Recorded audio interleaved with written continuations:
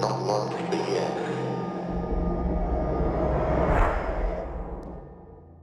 Hi, I'm Lil. And I'm Fitz. And you're listening to Knock Once for Yes. We've been very busy at Coffee HQ this month, getting back up to speed, planning new things, and getting some little corners of the house ready to do a bit more filming. With that which will not be named making paranormal field trips difficult, we've been working on ways to get our spook on remotely, and we've got a few ideas in the pipeline, so watch this space. Or listen to this space. I'm not sure what the audio equivalent is. I don't know, but we have got so many ideas. We're just brimming with them at the moment. And of course, we've got Halloween just around the corner, so we've been working on putting together a jam-packed Halloween episode to celebrate our 4th podcast birthday. But for now, Fitz, what have we got coming up on today's episode? Coming up, a boxer is scared by a ghost at a castle in Wales. We have listener stories from Linda, Chelsa and Mandy, and we have a chat with Ty, Carol and Anna, paranormal investigators from the web series Haunt Me. I'm so excited to bring you this interview. But before we get stuck into all of that, we want to say a massive thank you to our latest patrons. Sammy Hull, Chase and Mercy Yates. Thank you so much to all of our patrons and coffee supporters. We couldn't make the show without you. As we mentioned last episode, we're currently in the process of revamping our Patreon, and we'll be putting out a video on our YouTube channel shortly explaining the changes and going through some of the brand new rewards. We are so grateful for the support of our patrons, and we really wanted to get some more content out there for you guys who are supporting us. So we had some new ideas. Some of you will have already seen the first of those. We've been sending out our new newsletter to our patrons of $2 and above. That's called the Coffee Chronicle, and it includes some behind-the-scenes photos and news about what we've been up to and first looks about what we've got coming up in the months to come. So we hope you've been enjoying that. If you haven't found it and you're a $2 and above patron, check your spam filters. Sometimes it does get eaten. But we've got more ideas in the pipeline. So watch this space or listen to this space. And if you are one of our patrons and you've got an idea for something that you'd like to see as patron content, then we would love to hear about it, so get in touch and let us know. Please do. We love to hear from you. And now, Fitz, what have you got for me on today's Paranormal Radar? Now, neither of us are particularly interested in reality TV, and an announcer saying, "Coming up next, I'm a celebrity, get me out of here," would quickly prompt a scramble for the remote and a change of channel. This year, however, we may have to overcome our natural urges and tune in. You see, due to that which will not be named, the programme that's normally filmed in some far-off jungle location will now be filmed at Grick Castle in Wales. Not being a fan of the show, I know very little about it other than the fact that the celebs are left in less than plush conditions in the jungle and often have to eat various unappetising local delicacies or get up close and personal with the local fauna. Now, Wales does get a little more than its fair share of less than pleasant weather due to its location and geography, but it's hardly unbearable. The local fauna is little more threatening than sheep, and the local delicacies too are actually pretty appetising. I can only assume then that the sense of peril to be instilled in the contestants is due to the fact that Grick Castle is supposedly haunted. Or maybe not.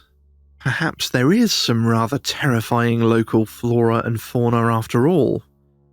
I came across an interesting story on the Wikipedia page for the castle from 1913 that stated a headless creature was spotted on the road to Grick Castle, and another was terrified by a screeching sound on the same road.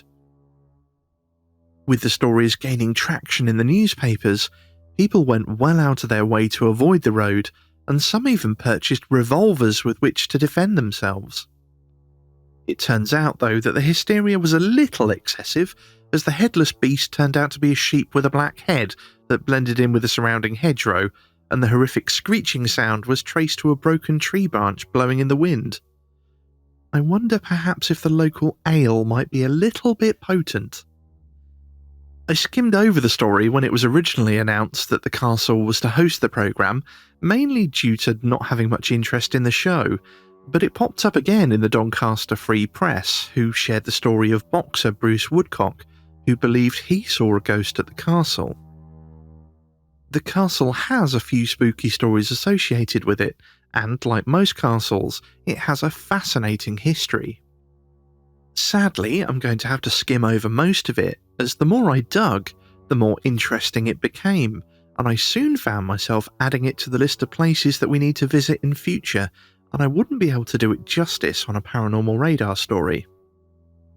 As to a potted history, however, the castle itself is a relatively modern addition to the estate, having been built between 1810 and 1825, but it did incorporate the Lloyd family manor that had been on the site since the medieval period. And the 250-acre estate also includes a pair of Iron Age hill forts, a Roman shrine, lead and silver mines, and it's also the site of several medieval battles. The Lloyds were the noble family that owned Grick since the Middle Ages, and were in fact related to a Welsh royal line. Grick remained in the family until 1924, when the sole heir to the estate, Winifred Cochrane, Countess of Dundonald, passed away and left the estate to King George V in her will. The king, however, refused the gift, and the castle was passed to the Venerable Order of St John, but was then bought back by Winifred's husband Douglas Cochrane, 12th Earl of Dundonald, though he had to sell the contents of the castle in order to afford it. During the Second World War, the castle was used to house Jewish refugees, and after the war, it left the hands of the Dundonalds for good. It was then that the castle was open to the public and enjoyed some acclaim, becoming the showpiece of Wales. Various events took place there, including a motorcycle rally and jousting tournaments, and as we'll soon hear more about, as a training venue for boxing. It seems that some of the events became a little unruly, damaging the castle and its contents, and it ended up being closed to the public in the 80s. This, however, only seemed to hasten its decline, and though the castle changed hands a few times since, with various plans to convert it to an opera venue or a hotel, these fell through for various reasons. It now resides in the hands of the Grick Castle Preservation Trust, who've restored and opened parts of the site to the public, and eventually hope to raise enough funds to restore and maintain the main castle building. Hopefully, the decision to host I'm a Celebrity at the castle will inject a bit of cash into the coffers, as it's truly a stunning property, and I have no doubt that it would be even more so if properly restored. For now, though, much of the castle is dilapidated and empty. The perfect location for a ghost story, or two, which have been in the news recently. The first is an encounter that inspired a skeptic to become a paranormal investigator. About 15 years ago, Gemma Williams was camping with some friends at the castle site when they saw a featureless black figure stalking down the path towards them. As they ran from this apparition, a second appeared, walking directly out from a wall. This was a woman in a red dress who seemed to glow unnaturally. She then let out a horrific scream, which prompted Gemma and her friends to flee the castle. Going back to our original story, Bruce Woodcock, one of Britain's most famous boxers in the 40s and 50s, and who during his career held the titles of British and Commonwealth Heavyweight Champion and European Heavyweight Champion, was using the castle as a location to train for a world title fight. He was walking around the castle with his sparring partner Ted Greenslade when they came across a young lady sitting on a fallen tree. She appeared to be in some distress, so Bruce and Ted approached her with thoughts of offering assistance, only for her to disappear in front of their eyes when they were only a few feet away. You might think that a champion boxer and his sparring partner would be confident enough to take this in their stride, but apparently neither was, with both immediately making a dash for safety. It definitely sounds like a place we need to visit. I had a quick look at some of the pictures of the castle, and there were a lot of reviews with people describing it as Sleeping Beauty's castle, and it really does have that sort of Disney look and scale to it.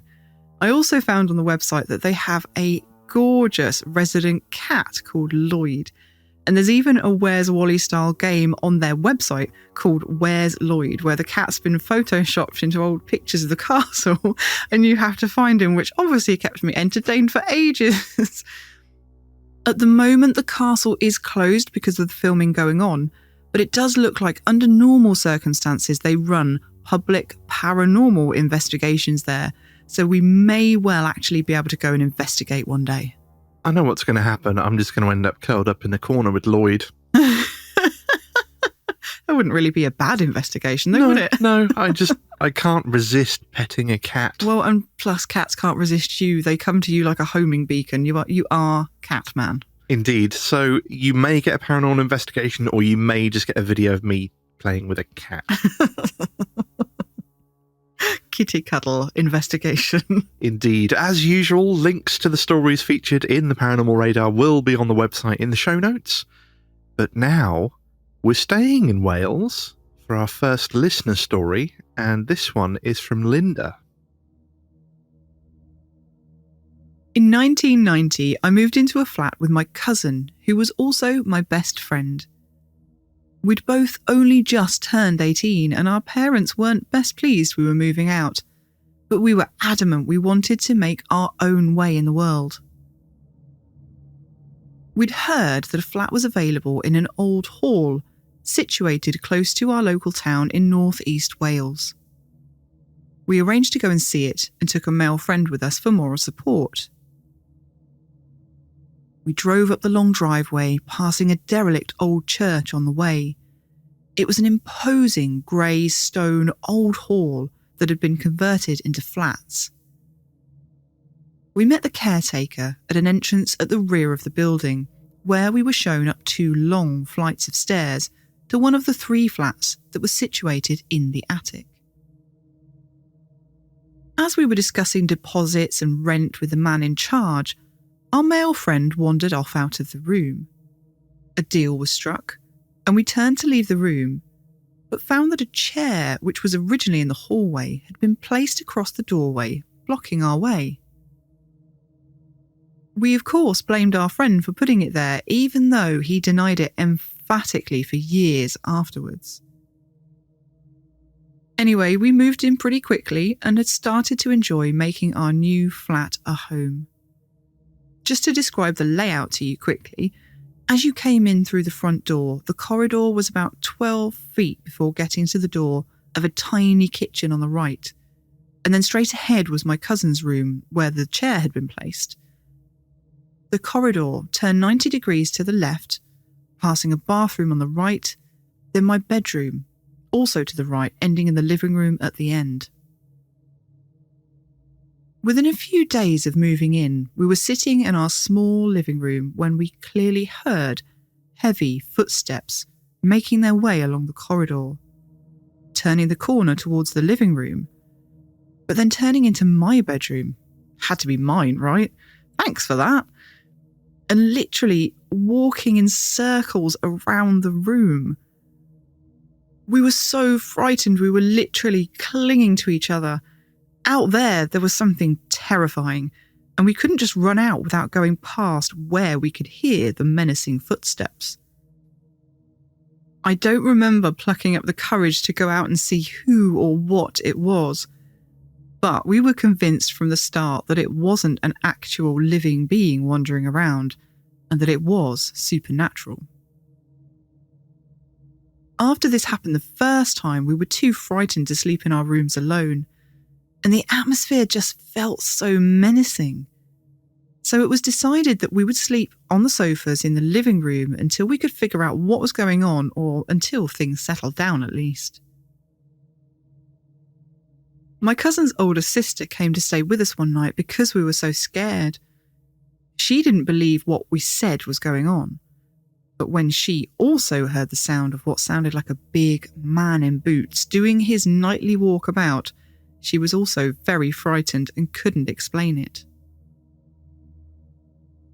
A couple of other friends also witnessed the ghostly goings-on in this flat. But the most interesting was when my aunt called to see us, bringing her beautiful golden Labrador with her. The dog point-blank refused to enter the flat. She dug her paws in at the door and would not budge. My aunt had to take the poor dog back to the car. It was then that we told her what was happening at the flat. I was expecting her to say, "Don't be so silly, there's no such thing as ghosts." But when she said in a very serious voice that maybe we should think of finding somewhere else to live or to come home, this frightened me even more because she was taking it so seriously. I spoke to my aunt recently about what went on there.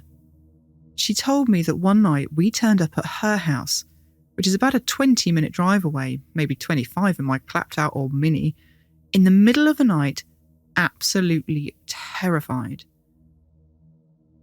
The strange thing is, I only have a vague recollection of this. It's like I've blocked it out of my head. I'll have to catch up with my cousin and see if she remembers more than I do of our time in that flat. Needless to say, we were there for 6 months before moving elsewhere. We couldn't be in the apartment on our own towards the end. We had to meet after work so we could go home together at the same time. I've since lived in some haunted places, Ruthyn Castle being one of them, but they've not scared me in the least. I do firmly believe that whoever was haunting that flat, it didn't want us there, and it was determined to get rid of us as soon as possible. And thank you to Linda for sharing that story. There was quite a few interesting points in that, but the one thing I think that jumped out to me was where she said that she turned up at her aunt's house in the middle of the night, freaked out, and that she only vaguely remembered it. Yeah, well, the thing is, that's what happens a lot of the time if you've had a traumatic event, though. I've got things from my life that I have really patchy, fragmented memories of, and you don't always remember the things that you'd think would be important, you know? So it almost says to me that something really weird happened that her brain just couldn't process, and it's not formed memories in the way that you'd expect. Also, I know it seems odd that she perhaps wouldn't remember the drive there because that's quite a practical, sort of normal, down-to-earth thing to be doing. But after a traumatic event, you can sometimes be in shock and just do things on automatic pilot. You know, when you've driven to work and you're sort of tired and you're not really you're doing everything on auto. Well, that was the thing I was thinking. I was like, yeah, I've had that before when I've driven somewhere that I've been 100 times before and my body just kind of goes on autopilot. And that in itself is almost kind of shocking when you get to the other end and go, oh, crikey, I don't actually remember driving here. How did I get here? You know, one minute you're just leaving, the other, you know, second later it feels like you're pulling up somewhere and you're like, But think about why that happens. Like when it's happened to me, it's usually because I've left the house in a rush. So all my sort of mental processing is going on during the drive. I'm thinking about, have I remembered my lunch? I've got everything I've got to do in the day. Am I going to get there on time? So I'm doing a lot more thinking than I am sort of, you know, processing what's going on the road. So if you've just had a big shock, like something that you're struggling to process, and then you do a long drive, what's just happened to you is going to be what's in your head, and you're not going to necessarily be paying attention to how you got there. That was kind of how I understood it. Yeah, interesting. And again, I think most of mine have just happened when I've been really bored and just, it's been a routine. It's that sort of somewhere you do every day, time and time and time again, and your body just kind of goes, you don't need to worry about this, brain, I've got this. And it just does it for you. Which is concerning. Yes, I do occasionally work on complete autopilot, but I think everybody does a little bit. Yeah, I think the point is, though, the autopilot gives your brain space to think about other stuff.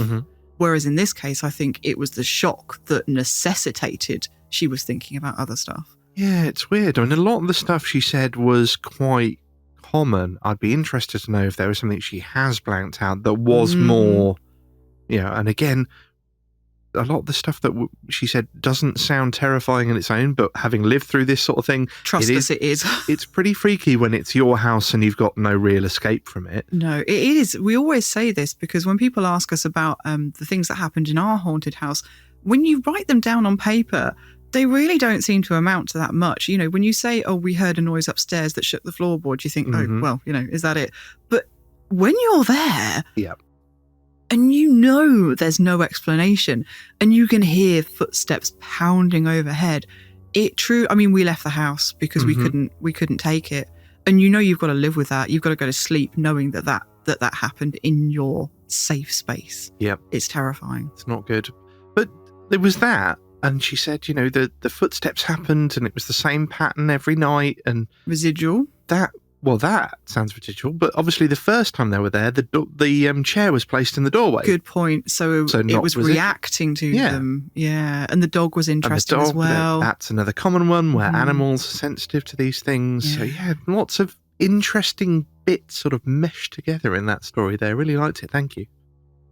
Well, on to our next listener story now, I think. And this is 2 short stories from Chelsa.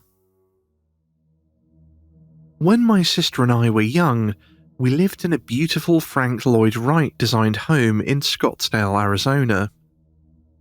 We still have beautiful memories of the home, its large backyard made for lots of great childhood fun, but there is one story from that home that gives me chills to this day. Our childhood home was haunted, and we wouldn't realise the sinister history of the house until we were older and moved out. When we were younger, I was always afraid to sleep in my room because I always thought a man was watching me. I would feel his presence and bolt down the hall and across the house to my parents' room and slept on their floor until I was 12 years old, which is when we moved out. My sister and I had bedrooms on one end of the house, our walls sharing the walls of the garage. When we would play in our rooms, we'd hear a car running in a garage, run out thinking someone was coming or going, and the noise would stop once we'd open the door that led from the house to the garage. My sister and I, years later, were sharing stories about the numerous times we would hear the mysterious car running noise and the tall man we'd see in the hallway, when my parents, looking confused, asked us how we knew of the previous owner. Previous owner? What do you mean? We remarked.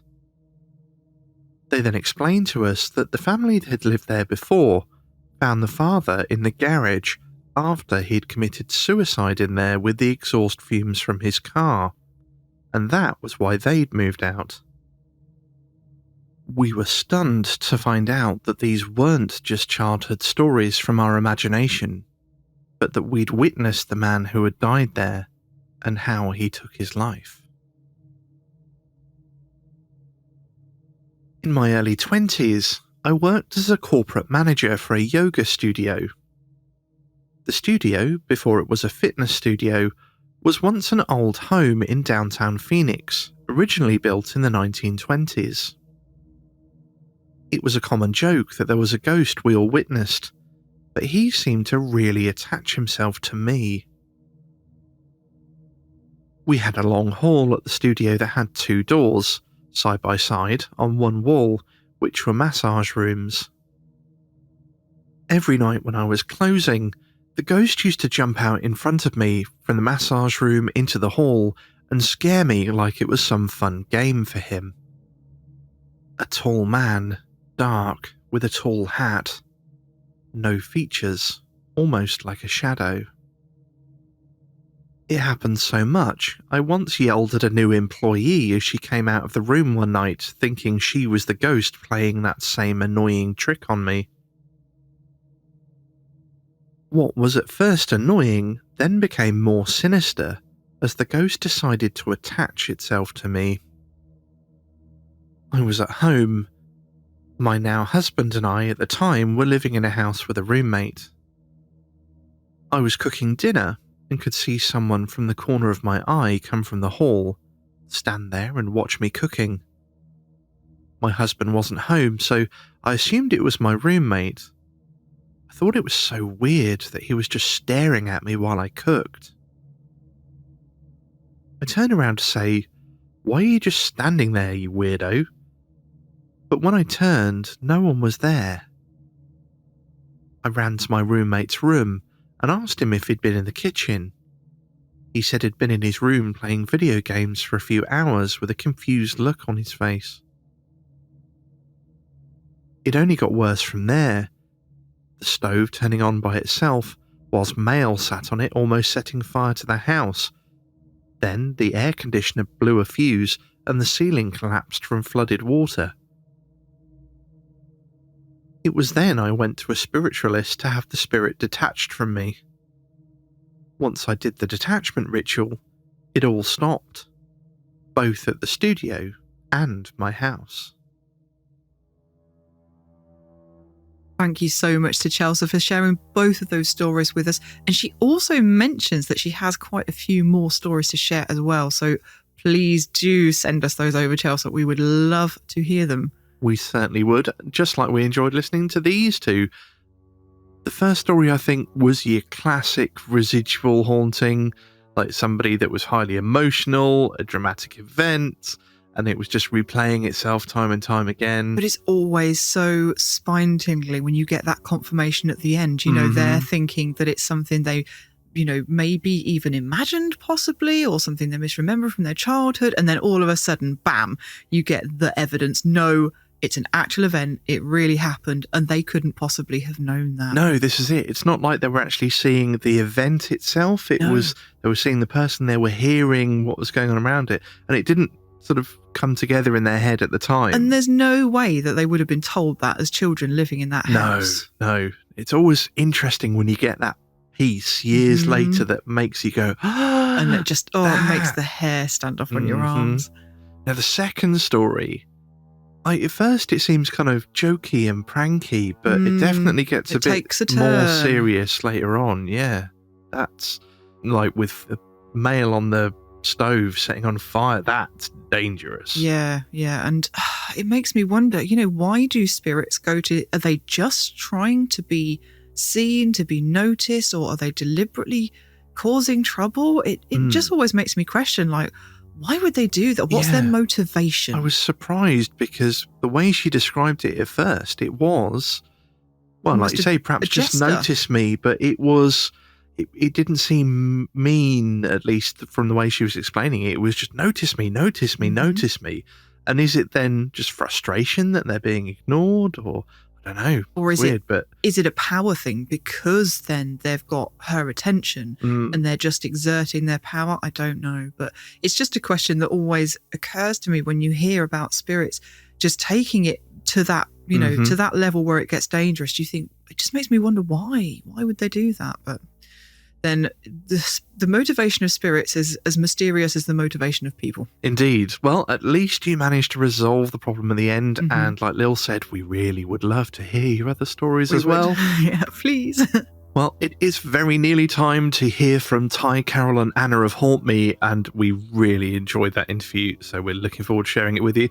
But before then, we've got one more listener story, and this one is from Mandy. I was 11 years old in 1977 when my parents bought their first house.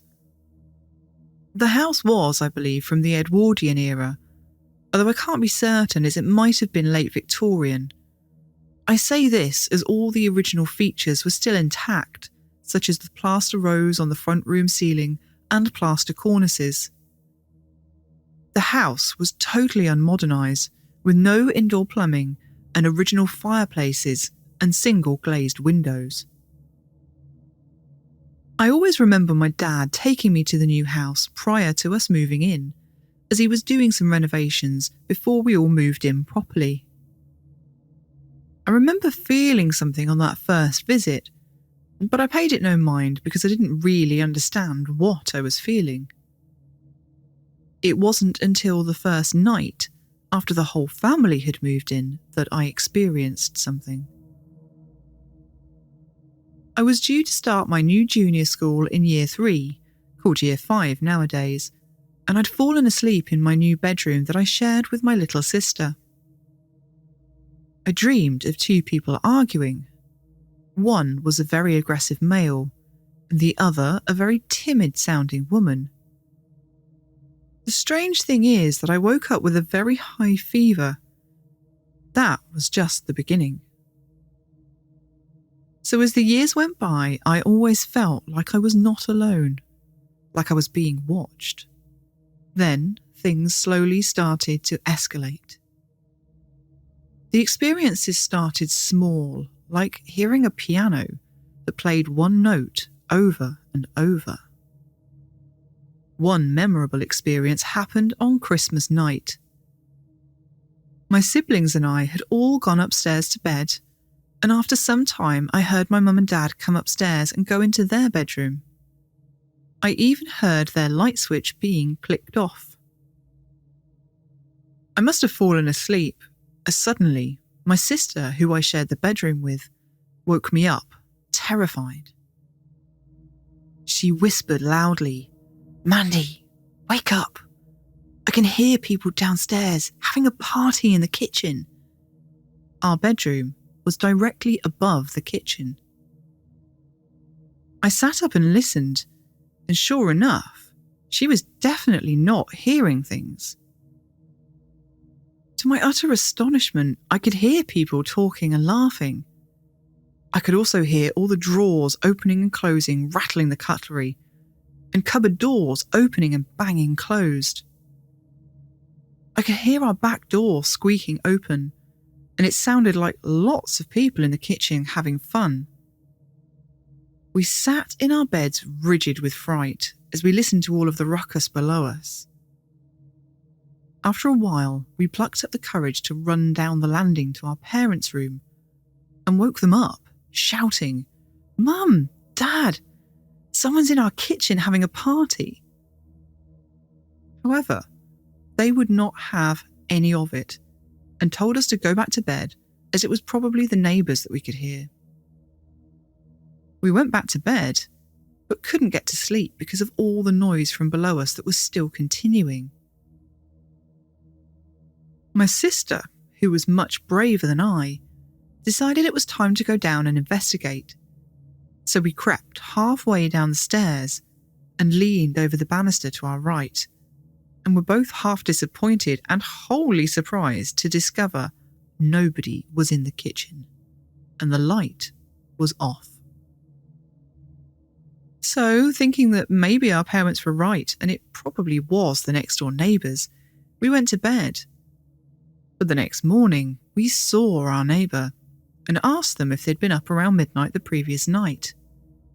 They told us no, they had not been up, and they had not had any guests around, and had in fact been in bed by that time.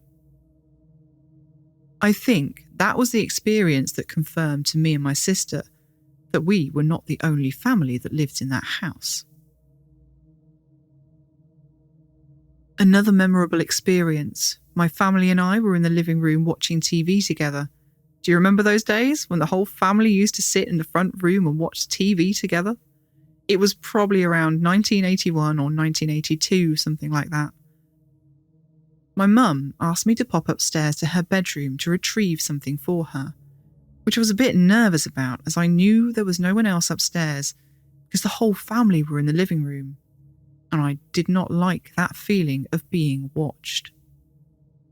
But because I'm a dutiful daughter, I ran upstairs to retrieve the item, and I was about to descend the stairs when I heard a loud "boo" in my ear, and immediately rushed down the stairs 2 at a time, burst into the living room, expecting to find one of my siblings missing, thinking it was one of them. But I found everybody present and correct. My family looked at me and said, "Mandy, you look like you've seen a ghost." To which I replied, "No, but I bloody well heard one." Fast forward to 2002. I was grown up with 2 children who insisted I go to see a medium because they wanted me to be able to contact my deceased dad, who passed away in 1980. As there was a psychic fair in town, we went along, and I eventually got to see a medium, who immediately told me she had a message. Expecting the message to be from my deceased father or grandfather, you can imagine my surprise when she said she had a message from a mother and daughter who want to apologise for playing pranks on me in my childhood home. So there you go. I've had it all confirmed by a medium, albeit years later, which is really gratifying because it stops me thinking that I just imagined it all. And thank you to Mandy for sharing those stories with us. Now, there was something that I'd been sitting on the whole time you were reading those. Because during the first story, it's Christmas night, they've gone to bed and they're hearing something down in the kitchen. Now, my brain's thinking, if I'd gone to my parents in the middle of the night and gone, I can hear somebody in the kitchen, they'd have jumped up with a bat or something and gone downstairs to have a look. I can see why you say that, but I know that if I'd done that on Christmas night to my parents, they absolutely would have told me to go back to bed because there were 4 of us and we got so excited about Christmas. We were absolutely abominable, I'm pretty sure. we would have woken them up at 4 a.m. on Christmas morning wanting to open our stockings, and they would have been absolutely exhausted, and it wouldn't have mattered what we'd said to them on Christmas night. They just would have told us to go back to bed. Fair enough. I'd have considered if it was Christmas Eve that maybe it was them putting presents out and stuff, and they were like, go back to bed because we're doing something nothing secret to worry about. Yeah. But the fact that it was Christmas Day, and that it obviously stopped as soon as they had a look, so there was something weird going on. Mm-hmm. Yeah, very interesting. But it definitely sounds like a bit of a prankster ghost at the end. Yeah. Jumping, and I don't know whether any of you guys listening have watched the BBC One series Ghosts, but in the first series there was literally one of the ghosts in that series leapt out at people and said boo, and it just of course made me think of that. But I mean, what a lovely surprise to, in later years, get an apology, an admission that it was this spirit that had been teasing her and playing pranks, and to apologise for it. The fact that it said boo, it kind of does let you in on the fact that it wasn't trying to be evil. No. It was just, like, boo.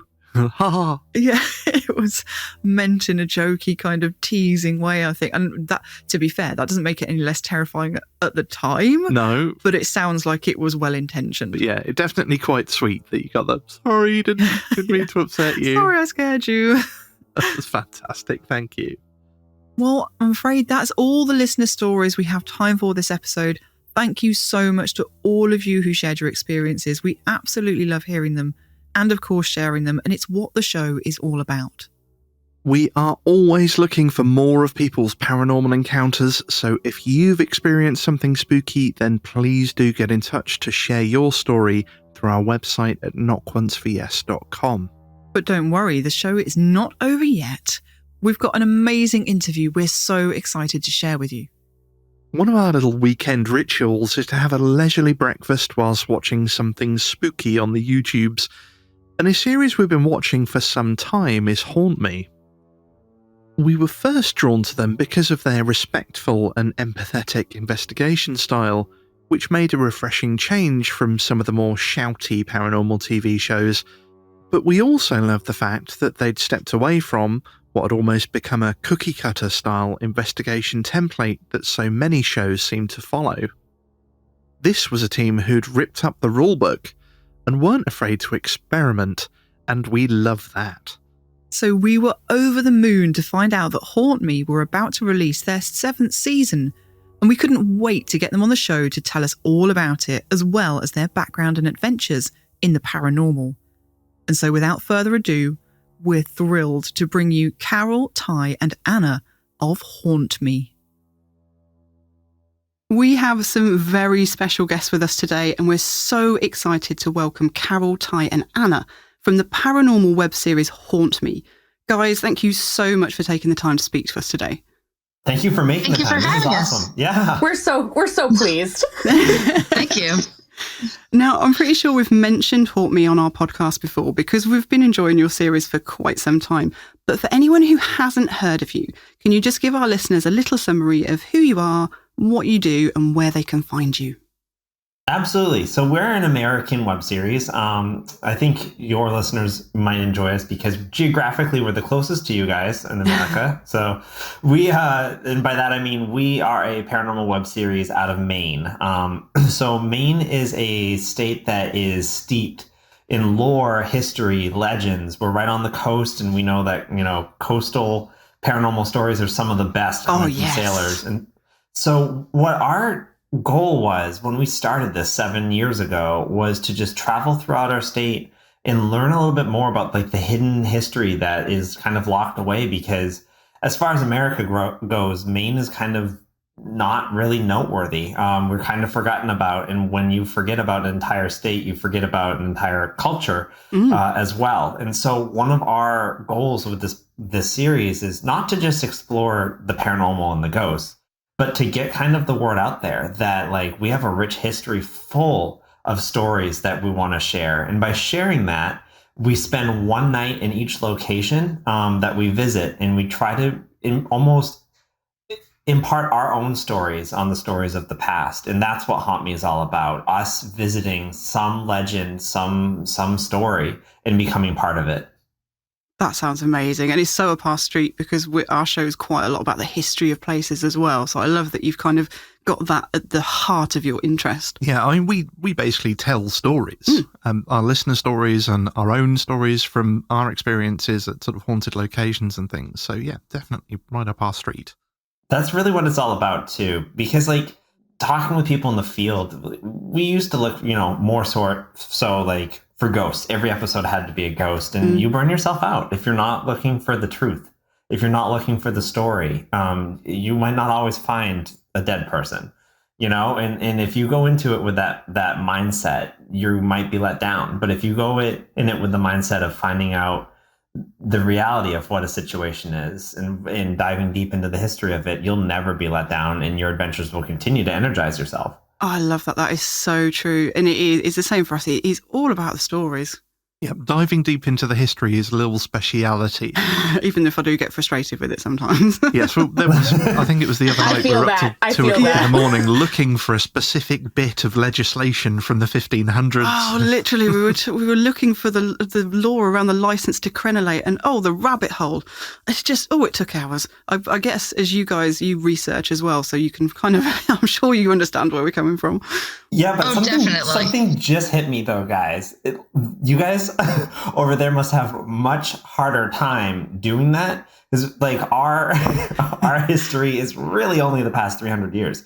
Yeah. So it can be quite. For us is finding something in 1800. Yeah. And it just blew my mind when you said looking for legislation from the 1500s. But it wasn't. We were looking for Roman before, weren't we? We were looking at AD 22 or something. We were getting really frustrated because we couldn't find a record of something, and then we suddenly realised that it might have happened before people wrote stuff down. God. Oh my God. Carol, we don't have that problem at all. No, I feel really, really bad about all my complaining I've done.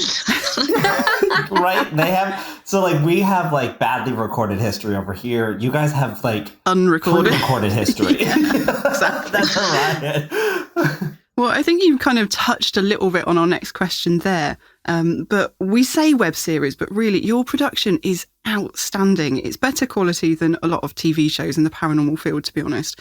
So can you tell us a bit more about how Haunt Me got started and how you all sort of came together on this project?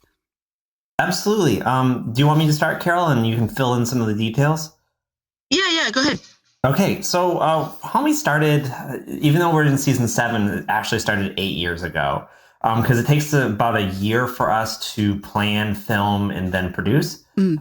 So 8 years ago, we were with our original cast member, Ashley Brooks, and it was myself, her, and our friend Nick Nordfors, who's the director for all the production and everything that goes into that. He'd recently graduated from NYU with a film degree, and we were just a bunch of kids with strange hobbies looking to see how they could coalesce together.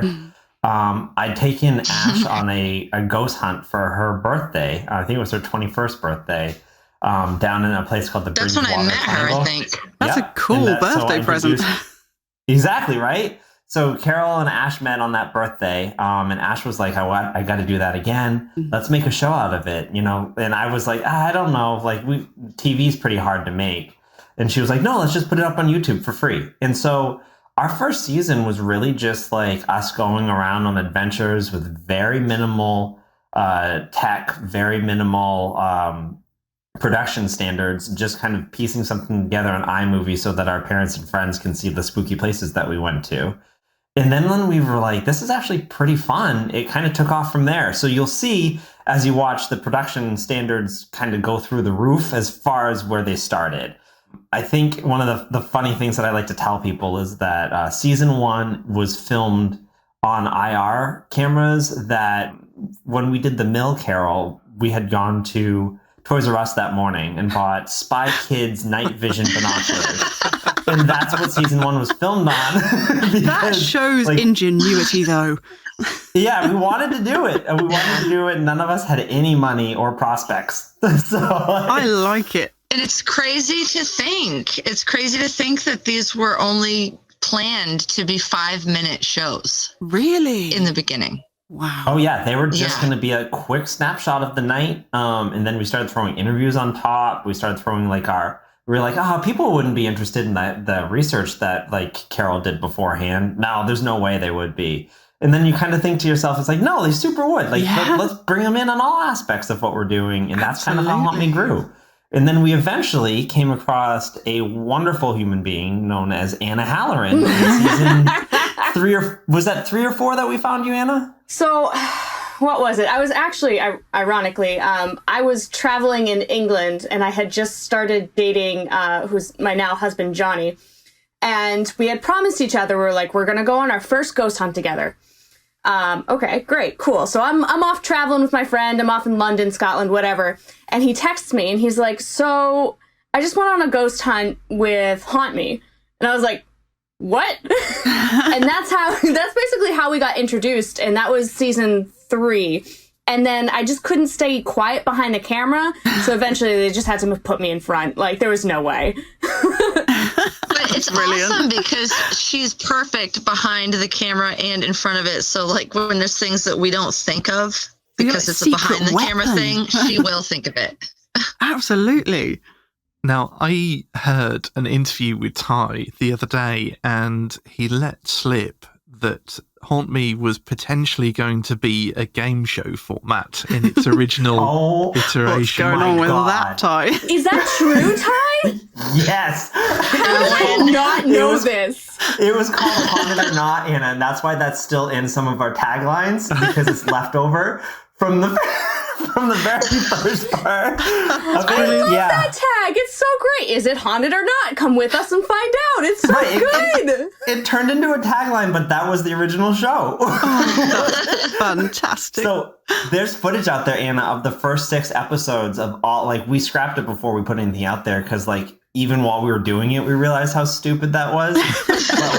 But we all had note cards, and we had to flip the note card based on the history of whether or not we thought it was going to be haunted based on the history that Carol and Ash brought forward. We'd be like, no, definitely not haunted. And then we go there and we do the investigation, and the end of the show would be us flipping the note card to be like, yeah, it was totally haunted. That's so cringe that it didn't even make it. So yeah, good research, Fitz. That's a story that should stay dead, though. Cyber stalking skills on point, but yeah, I am kind of glad that you didn't go with that format. We preferred the format you went with. Yes, 100% do. Even while I was sitting there doing it, being I just remember sitting on Ash's couch. Do you remember, Carol, with the note cards? Even probably talking to you, being like, this is terrible. I don't want to do this. I know for a fact you can see it all over my face. I know it. No, don't want to do that. So yeah, good pull. That's an 8-year-old lockdown gem. So while we're on the subject of origin stories, there's something that we do ask all the guests that we have on the show, and that is, if you're happy to share, what was your first paranormal experience, or what got you interested in the paranormal in the first place? Yeah, great question. Anna, do you want to kick us off? Oh, yeah, mine's kind of a weird one, though. So, yeah, I think my origin story is quite a bit different than I think you would hear from Ty or Carol, truthfully. I never, growing up, really had any paranormal experiences, but when I was in college, I started to have some challenges with obsessive compulsive disorder, which kind of, I was very Catholic at the time and was kind of like morphing my views on that essentially. And basically every day was like, oh, you're gonna go to hell. You're gonna get possessed by a demon, blah, blah, blah, blah, blah, blah, blah. Anyway, lots of therapy later. What that led me to was exploring things like the unknown, exploring things like witchcraft, exploring the paranormal, almost as like a cognitive behavior therapy to kind of keep those over obsessive fears at bay. And then it just became a passion. That's so interesting. And thank you for sharing, because I have OCD too, an anxiety disorder. And I've always been quite open about it on the show because we just think it just needs to be talked about. And, you know, it shouldn't be a weird thing to talk about. So thank you for that. It really shouldn't. Oh, I'm so glad you shared that. Thank you. Yeah, it's, I try to do the same thing, you know, because there's somebody out there that's like, oh, I'm the only one. This is happening to me. And I'm like, no, man. No, exactly. And, you know, a lot of people that we've spoken to through the show, it turns out they have anxiety and OCD and depression. And it's really important to make those connections and just talk about it. So, yeah, but you're right. That's a really unique origin story. Yeah. Carol's got some good stuff, though. Okay. I'll keep it simple. Even though I've been surrounded my whole life by paranormal activity, I think that my most intense time was when I was little, between 2 and 4. And the first thing that happened to me was, it's like burned into my mind, but I can't remember the small details. I was in my crib. It was an old wooden crib, and there were 3 beings at the end by my feet. One was tall and the other 2 were shorter, and they were on either side, and they were just staring at me. And I remember, what I remember the most is kicking the crib so hard to get my grandmother to come in that I can sometimes still feel it on my feet. That's so terrifying, Carol. Like the fact that that's kind of like burned into your brain scares me a little bit. You know, like there's a level of trauma with that. Definitely. I know what you mean, though. I have certain memories like that from when I'm very little, not with the sort of apparition of beings, but the sensation coming back to you so clearly because it's something that's indelibly imprinted on your memory. And as soon as you sort of conjure up in your memories, you can feel it and you can taste it and you can hear it, and it's just so vivid. So it obviously made like a real deep impression on you. Yeah, it did. And I think that when I started out ghost hunting, it was to fill that void because I have so many answers. So many questions. I have so many questions. About my own personal life that I keep to myself, that I'm just, I guess, looking for answers to whatever. Yeah. Yeah, there's so many weird things out there that we just don't have explanations for. No, I mean, some of the things that we've seen, honestly, we often joke that, you know, if we tried to explain some of the stuff we've seen to somebody else that wasn't there, they'd just think it sounds like a movie special effect and we were just making it up. It's just the amount of different weirdness that there is out there is just constantly blowing my mind. And I like to think of myself as kind of a skeptic in the sense of I don't know, rather than a skeptic in the sort of modern paranormal sense of, no, you're all wrong, nothing's paranormal. And there's been a few times when I've seen things and I've been like, is my brain going wrong? Like, is there something happening here that I perhaps ought to go and see a doctor about? But no. You know what you saw. Yeah. And it's just so strange. There's so many things out there, like you say, that need us to look into them just because they're so weird and nobody else is doing it. But the trouble is, I think what we're finding is like the more we look into it, just the more we find and the more questions you end up having. Yeah, it's definitely a rabbit hole. Yep. That's the ghost hunter's quandary right there. Yep. So Ty.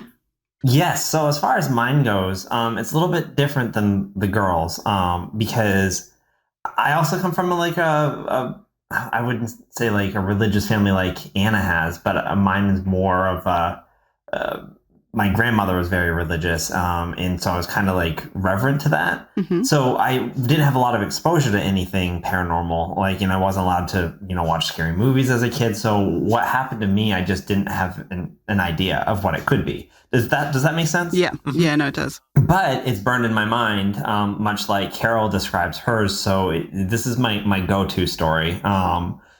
We took a 4th grade class field trip to a place called Willowbrook, which was a recreated town from the 1800s. So like that's important because it's not like a haunted ghost town like you'd hear about in the West out here. It's literally like someone bought a plot of land and had houses from that time period moved and then preserved on site. Oh, cool. And then had like artifacts brought in to recreate what each house would have been back then. So there was like a baker's house. There was like a penny store where we could go buy penny candy. There was like a blacksmith shop. So it's like a town. Oh, cool. And my class got to explore the doctor's house. And so that was really cool because it had just like recreations of medical equipment from the 1800s, which was really cool. And scary. I remember, yeah, there was this hand crank, Lil, that like our whole class had to hold hands, and they used to think that like electricity could solve most of the problems. Yeah. And so it was like this tiny little dynamo that, like, in thinking back to it, it's like you probably really shouldn't let like 4th graders play with this stuff. But like I remember holding hands, and the group leader was like cranking the dynamo, and you could feel your wrist popping. Oh no! With the electricity going through the current, like that. Wait a minute! They electrocuted They you? electrocuted us. Yeah, 100%. And then I remember the tour leader saying like, "This is me moving it as slowly as I could go, but like imagine what it would be like for a patient with the doctor spinning it as fast as it can go." This was a long time before risk assessments, yeah? Exactly, yeah. And like real bad news. It was really interesting. And probably could be why the days are so like burned in my mind, is because that was wild on its own. But the story comes from when we went upstairs. Down the hall, there was a children's playroom with all kinds of old toys in it. And a velvet lining across the thing, so you couldn't touch the toys. But on the back wall, there was this like painting of a little girl standing on like just a dirt path, and she had blonde hair, and she was like looking out at the artist who had painted the portrait. And like I know what the feeling is now, but back then it was just a weird feeling. Like I remember just like not feeling safe all of a sudden, and hot and sweaty and cold at the same time, and like really just like staring at this painting. And the part that creeped me out was that my whole class had moved on without me while I was looking at this painting. And like looking back now, I kind of know like, okay, so that probably was like a haunted object that I didn't have the knowledge or vocal skill set to like express what was going on to me. But my friend came back to get me and asked me like why I was waiting, and I told her that the painting was spooky. And so they brought us up to the front of the class, which was going down the stairs into the kitchen at the back of this house. And I asked the tour guide what was wrong with the painting in that room. And like, I remember, so Kara, this is the part that's like burned in my brain. I remember her like bored expression, like turned into that Grinch smile, where she was like, finally someone asked a question that might interest her, like this is probably like her 3rd group of the day of 4th graders, like being like, I want to see the kitchen, or where are the cows? And so she brought us back to the toy room, and she explained the story of this painting was that they call it the portrait after death. And it is a portrait of a little girl who had died of, I think it's like, was yellow fever, if I remember right. But I could be messing that up. And she had died, and she had been buried. And in the 2 weeks since she had been buried, a traveling painter came to town and came to that family's house, and he asked if he could paint their daughter. And they were still in mourning, and they said that she had just recently died and she had not long been buried, so there was no way that he could paint her. And the artist said, I know. And then he asked if it would be all right if he painted her anyway. And so they said, okay. And apparently the legend goes is he painted a perfect likeness of the girl as she was before she passed away, gave it to the family, and left town. And now that picture sits in Willowbrook. And so that, I think, would be my first paranormal experience. Oh, wow. What an amazing story with that painting. And that's going on the bucket list. Yeah, we've got to visit that. Right? Yeah, so it's interesting. So it's not like when a lot of people ask the first ghost story, they want to know of plates flying across the room and smashing against the wall. But I think all of us come from a very different background of how we kind of got into the paranormal. It was more of a questioning than a frightening thing. No, we know exactly what you mean. I mean, we talk about it on the show a lot because we go around sort of the Midlands and visit different haunted locations, and we sort of jokingly call it our spidey senses. But it's literally what you described. It's that feeling of just knowing something is different, something is off, like the veil is thinner, or just there's an inexplicable, and your body senses it, and you, after a while, you come to recognize it. Like you say, at that age you probably didn't recognize what it was, but looking back on it now, you can go, oh yep, check, that's what that was. Yep. That was the spidey sense for sure. Yeah, cool. Well, those are some awesome origin stories. Thank you so much for sharing them. We love hearing people's stories. Oh, you're welcome. Now, one of the reasons that we love Haunt Me so much, well, there's a couple of things. The first thing actually is that when you go into locations, you're very respectful and you don't start yelling and demanding and calling everything a demon. You introduce yourselves and share a little bit of your own story, which is quite refreshing. And I think we'd both agree that it's something that we've taken on board when we started investigating for ourselves. But the other thing is that you approach each location on its individual merits. Because I think a lot of paranormal teams seem to have a kind of like a template for how they investigate. So every time they go to a location, they just kind of run through the same techniques and the same tools and the same format. But it feels like you guys put a lot of work into how you tailor each investigation for the specific location. So each one ends up being like a really unique investigation. Would you agree with that? And how do you prepare for each investigation? Yeah, I'll pass to Anna after that, but thank you for noticing, because each place is super unique and deserves that of an investigation. Carol, it sounded like you had something before I launched into my spiel. I thought that was Anna. No, that's okay. I was just going to say something really quick, touching on what you had said. We have this baseline we go off of, and it is the respect. That's the baseline. We go in and we assume there's not a monster in there. It's somebody else's space, and we're going to treat it like we're company coming into your home. We don't just come into your home and start screaming at you and demanding you to do things. We sit down and try to be polite and engage. And then we go up a notch, and each location we have specific, things we do, whether it's spells and triggers and stuff like that. And yeah, I'll let Anna take over that if she wants to.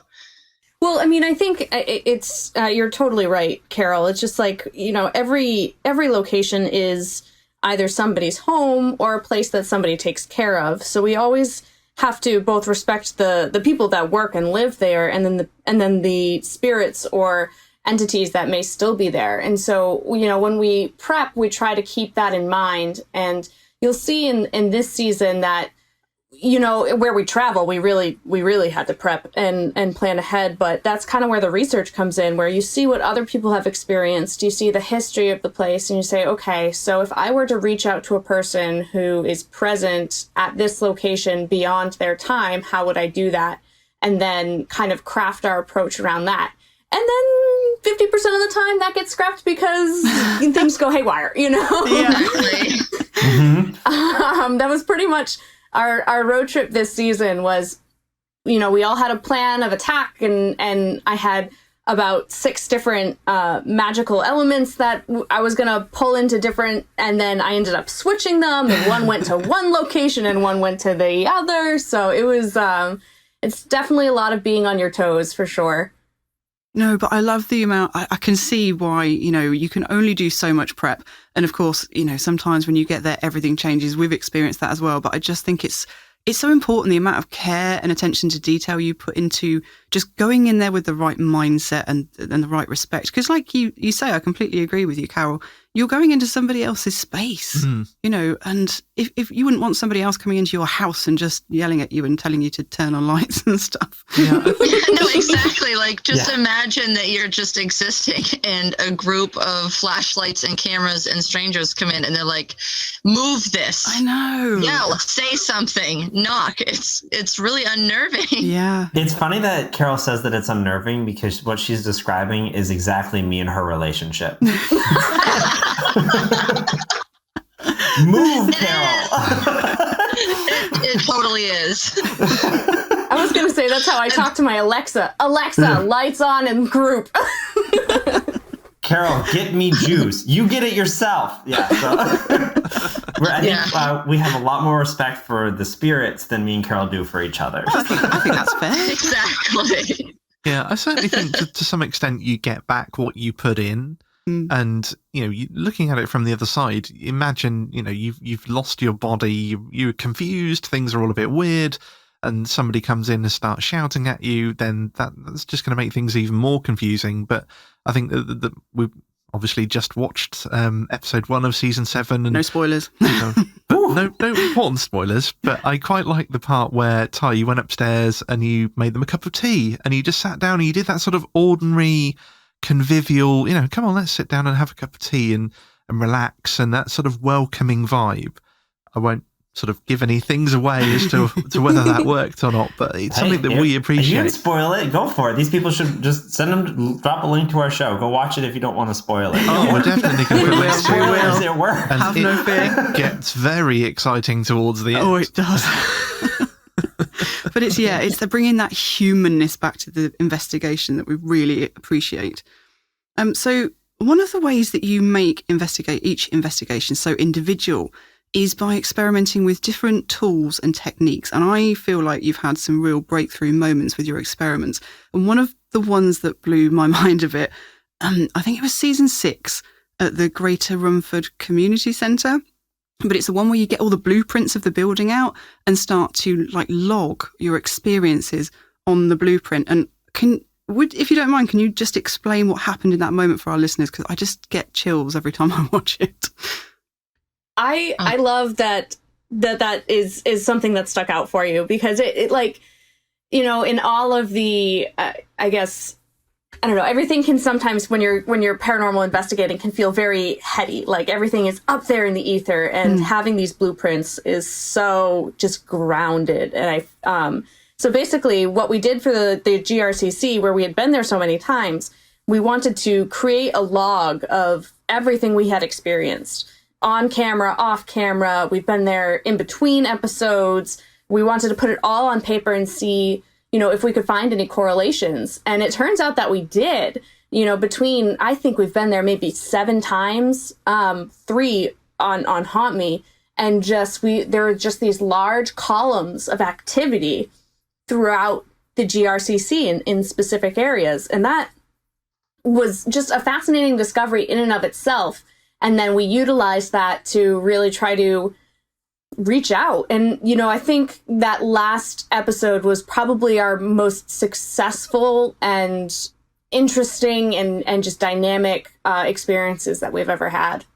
I'm even getting chills just hearing you describe it again. It was the look on your faces when you sort of twigged, and it was like, okay, so this happened here, and this happened here, and this happened here. And then you can see that you're looking at the plans, and it's like, the realization. They're all right on top of each other. They're all in a column from top to bottom. It was so weird. It was mind-blowing for us as well. Me personally, in my head, because we've been there so many times, it was it was chaotic. Everything was starting to blend in with each other because there was so much activity. But when we had it down on that map, and I was like, wow, there really is pockets. Oh my God, there's columns. Like it seems like the energy is just shooting straight up and down. My jaw dropped. Well, ours did too, and I'm just endlessly fascinated by that theory. I want to go and investigate somewhere so I can try it.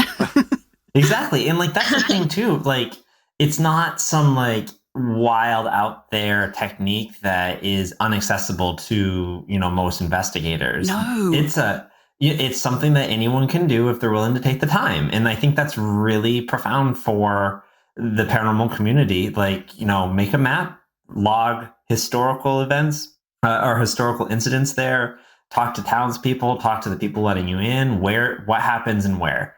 Especially if you're like us and you have a rating system, of like a scale of 1 to 10, then you can really start to like grind down to be like, okay, not only does activity happen here, but activity happens here of this caliber. And again, it's very accessible technique for anyone to try.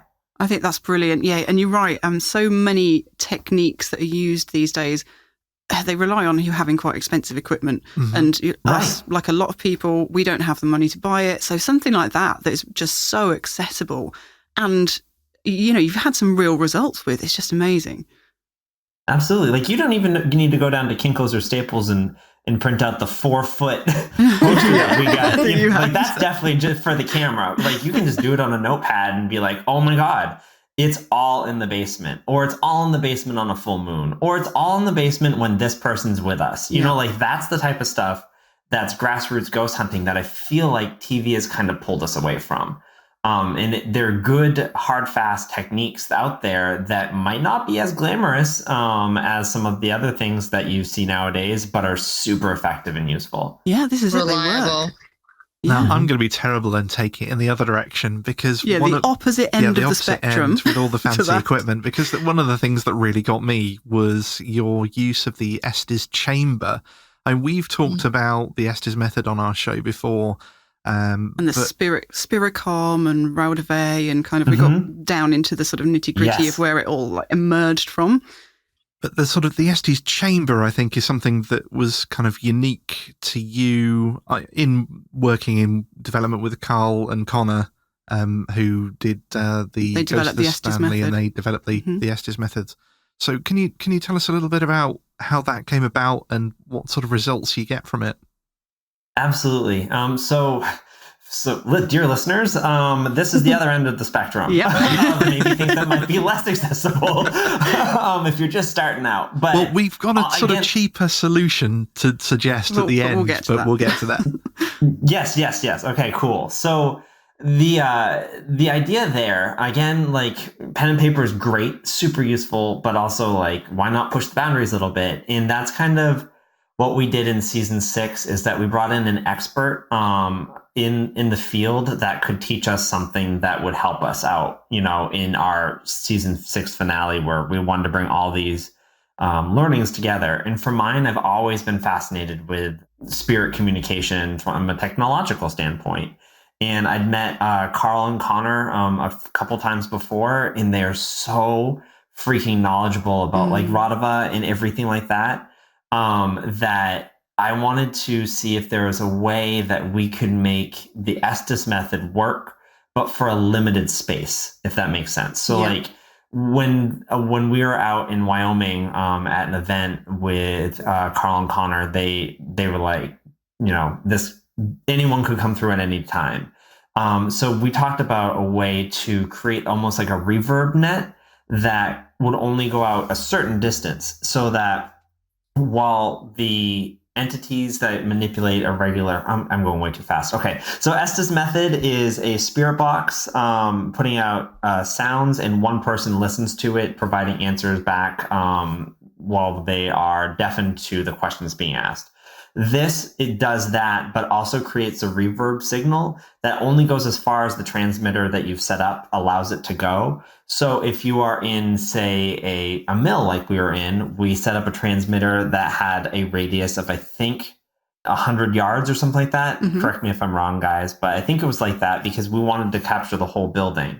And so while anything can manipulate the Estes method, this Estes chamber creates an effect where it's more likely, since the signal is being rebroadcast, but in a small area, it gives an extra opportunity for the spirits that are there to perhaps make themselves known, as opposed to casting a very wide net. Yeah. And then we also added a red light to it, just because that was something that we were testing out at the time, is like, how does light frequency affect spirits?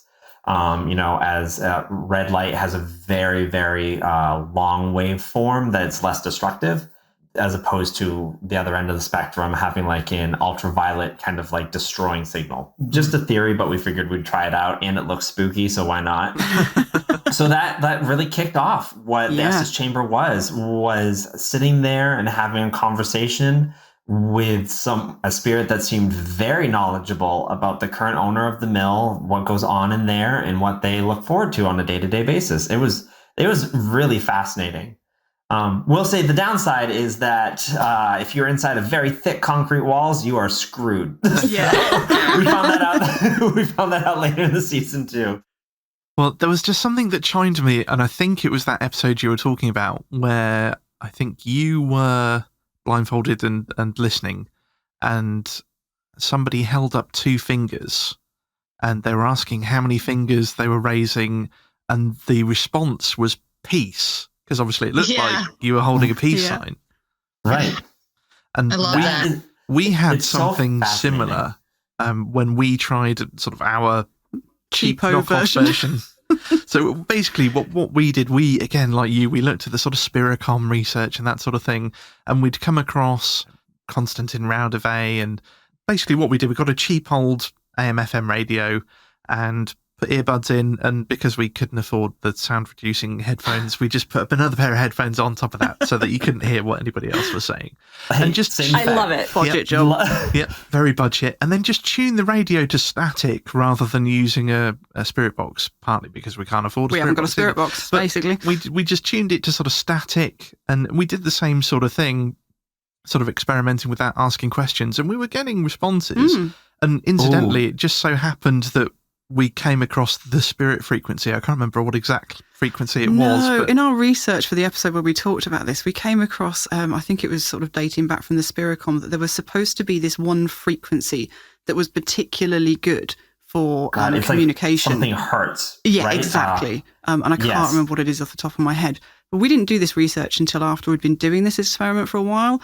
And we just got the radio out to take a picture of it for the episode, like show card.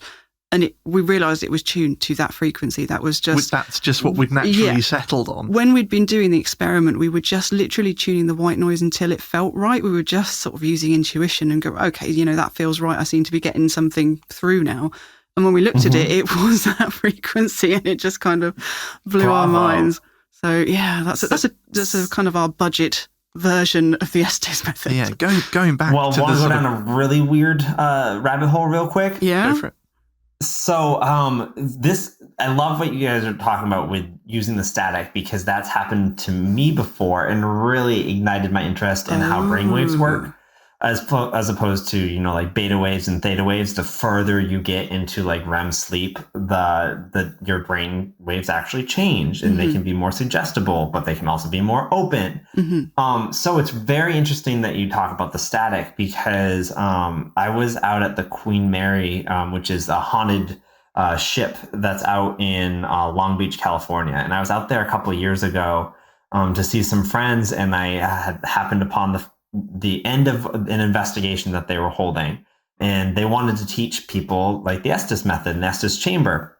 And so they put me up on stage, and they put the headphones on me, and they were going to let the audience ask me questions. And I am literally dripping in a cold sweat, because inside the bow of the ship is like the thickest iron of the ship. Oh no. Which is blocking. I'm like, oh my God, this is blocking all of the radio frequency. Like nothing's getting through. And I'm sitting in front of a group of probably about 50 people. I am jet lagged. I'm very upset. I'm like, oh my God, like this is nightmares that I've had before. Like nothing's going to happen. And so I'm sitting there and I'm listening to nothing but static kind of churn through at a regular frequency. And then I started getting answers. Yep. And it was very strange, because I wasn't like hearing them with my ear. I was just all of a sudden like knowing what I needed to say. Yes, and we're going to get into this. Yeah, exactly. And so I was like, okay, well, F it. Let's just go with it, because I'm horrified right now. And so I'm just like, okay, this is so weird. And took the headphones off, and my friend Aiden was sitting there, and he was just like, that was dead on. That was incredible. Really? And like people in the audience were really like unnerved by how dead on it was. Thought that maybe like the headphones, weren't sound blocking. And I was like, oh no, that's just the Estes method. And I pulled my friends aside after it, and I was like, guys, this is the real situation of what was going down here. And so that kind of triggered me into investigating the, alpha, beta, theta waves to think about, is this rhythmic tone of the static that's very regular as you're moving through a session, is it lulling you into like this hypnagogic state where you're more impressionable? So like, is it a perfect mixture of metaphysical techniques and technological prowess? Like, is that really what's happening here? And I love that you guys told me about the static, because you add further to that theory that it is a blend of the two. And this is exactly, we've had this very discussion between us. Well, we had an argument, really. We had an argument, because when we first started doing it, I was very much like, okay, I'm listening for voices, or I'm listening for things. And I was getting things, you occasionally hear words or things that sound like something else and, describing what's happening. But my perspective was that the white noise was really a medium to get you into more of a meditative state so that you were more open to receiving communication. And we were really coming at the same experiment at complete odds. From different sides. And before we went to do our first investigation, when we did this experiment, we really argued about it. And we were like, no, it's because of this. And I was like, no, it's because of this. And what we discovered during doing that experiment was that Fitz was doing he had the headphones and the blindfold, and we were asking questions. And one of the group asked, how many fingers am I holding up? Yep. And he didn't answer. But what we did. Well, no, I did, because that was when I said, You said, and we all but in my absolutely head, howled with laughter. I had the impression of somebody counting. So I spoke what I heard. I heard something say, And he didn't say that in his head, he got the impression of something counting. He only told me that later. And I was like, oh my God, why didn't you say? We were asking how many fingers you were holding up. I was like, that's literally why. Yeah.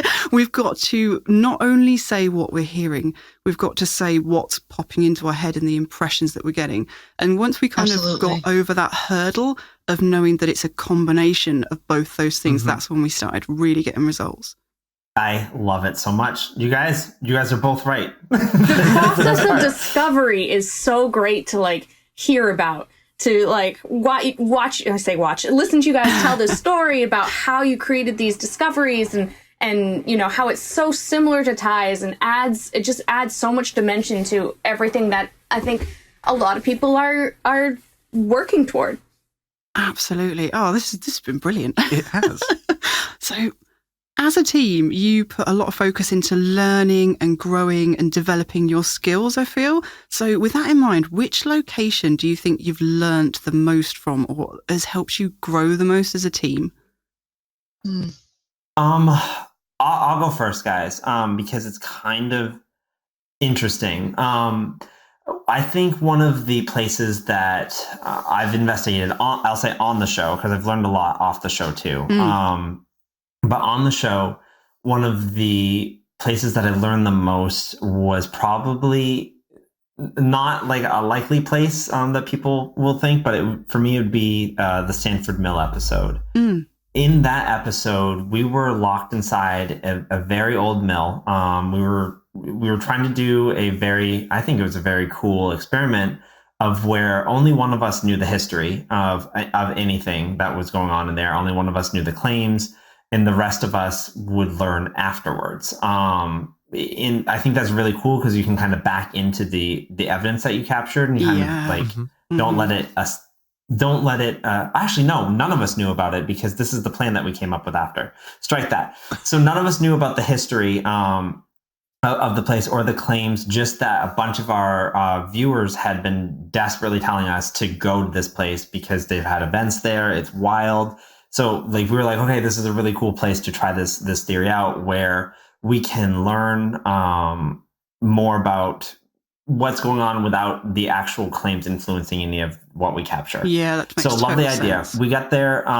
We come upon what literally looked like a chop shop. Like there is car parts stacked floor to ceiling. There was a room of just toilets. It was really a very strange thing to come up on.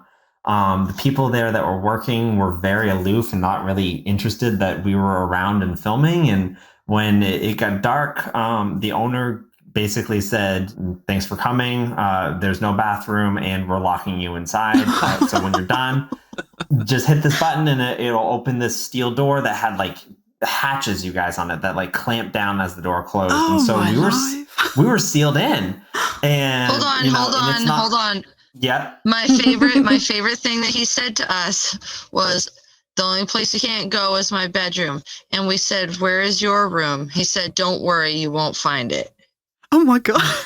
Right. So he lives somewhere in this mill and we never found it. Oh no. And we're like, well, we really need to know for like sound contamination. And he's just like, don't worry, it's far enough away, you'll never find it. Oh my and word. We didn't.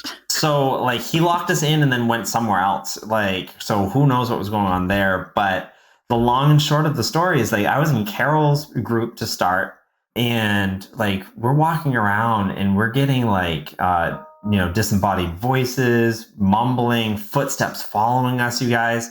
I've always wanted I think it's called the knock and a haircut to work, where you do the bump, bump, bump, bump, 2 bits. and you get the bump, bump, and we got it from way far away. And like, I remember looking at Carol be like, that finally happened. And we were getting like K2 stuff too. So like we're getting some actual, like blips of abnormalities going on. And we're like, this, thank God we stayed. Like, this is awesome. Like, we're going to get to the bottom of this. We're getting so much activity going on. Went down to the basement, set up some quote unquote ghost traps lying around. And then we heard this massive slam and came back to the bottom of the staircase, noticing like all the ghost traps that we had set up, like brooms and stuff against poles, everything was upright.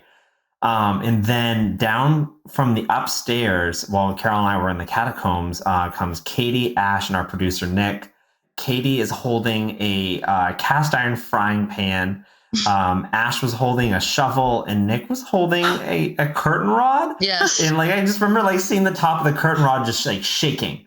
And Katie and Ash are like, we have to go now. And me and Carol are like, no. Like, we can't go now. Like, did you guys just hear that? There's like something like we're just getting into it right now. And but Ashley goes, oh, go ahead.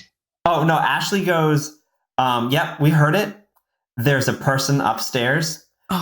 We crawled out to him in the dark, and he's hiding up there somewhere. Oh, and it no. was like, we need to pack up right now. And as a group, we need to make it to the front door. We've locked ourselves inside with a homeless person. Oh. But like, and so as Ashley saying that to us, he appears at the stairs they just came down, and we can only see him from the waist down.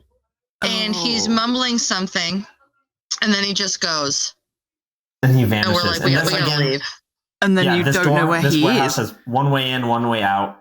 And so I guess, long story short, too late, but the important part of it is that it really taught me that if you want to do that experiment, that's very cool, but one person needs to know the location. One person needs to know like what dangers you're going into. One person needs to know the history, and have them not tell the other people. Yeah. Because the biggest takeaway from any episode that has ever taught me is that you need to rely on your teammates to keep you safe, and vice versa. And that is the ultimate thing that I could impart anybody with on a ghost hunt, is that it's not all fun and it's rarely safe, and you need to keep your own safety and the safety of the people you care about in mind.